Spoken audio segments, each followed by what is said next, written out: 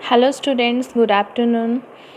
Here I am Rajeshwari Mishra from MITM. I am going to teach one of the most important topic. This is the addressing mode with suitable example. This is one of the important long question also in COA.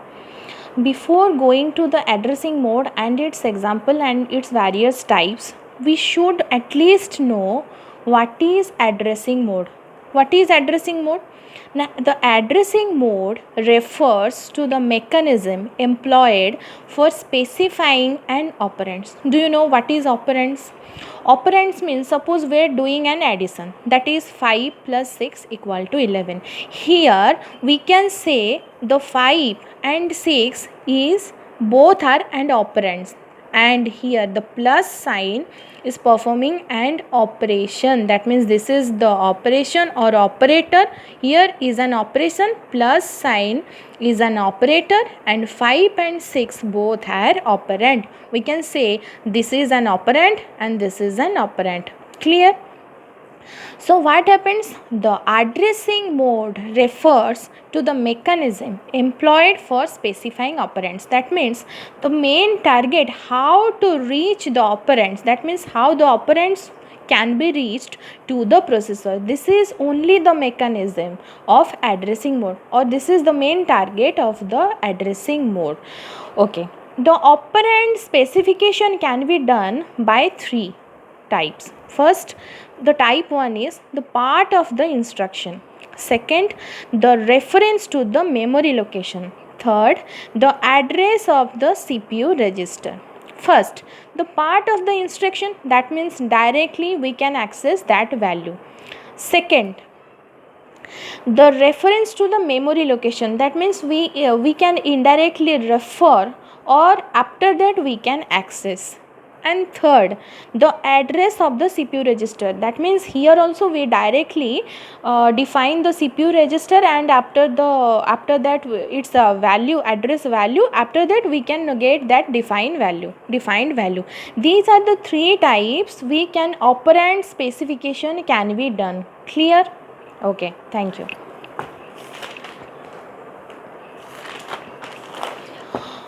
Okay, let us come the various type of addressing mode. The various type of addressing modes are, what are they? First, the immediate addressing mode. Second, the direct addressing mode.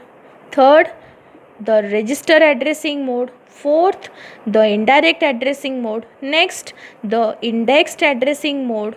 And sixth, the auto increment mode. And seventh, the displacement addressing mode. These are the 7 types of the addressing mode: immediate, direct, register, indirect, indexed, auto increment, and displacement. Okay, first let us come to the immediate addressing mode. But before going to the immediate addressing mode, we should know why so much addressing modes are required. We should know first the reason behind the efficiency. Second, the economy.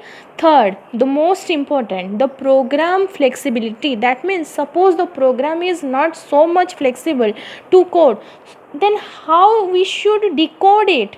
Then these are the 3 points that so the addressing mode is required. Clear?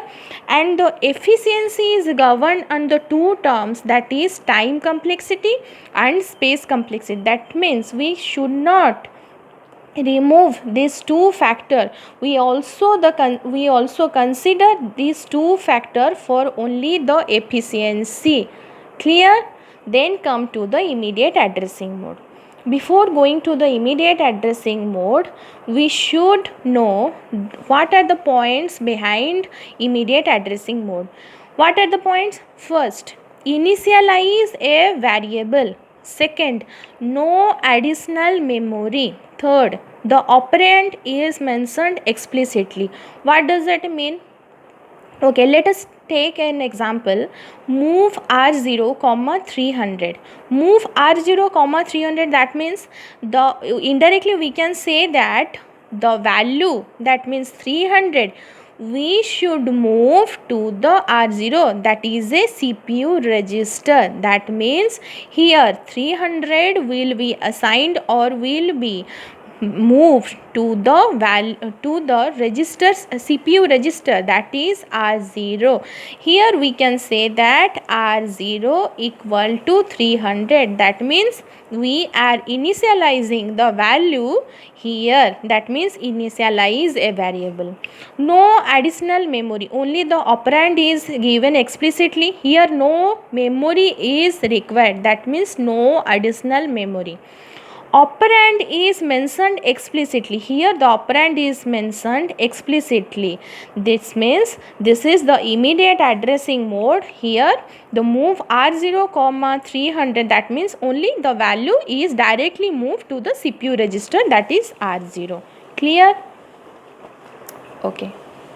Second is direct addressing. Direct addressing means the address of the memory location is given explicitly. The address of the given location is given explicitly and the contents of the memory location is provided. Second point is the content of the memory location is provided. That means the address of the memory location is given explicitly. Suppose we are taking an example, move R1 comma X. Here X contains a memory location. Suppose we have drawn a diagram. That means suppose the X contains the memory location. Suppose it contains 1000. That means it points 1000.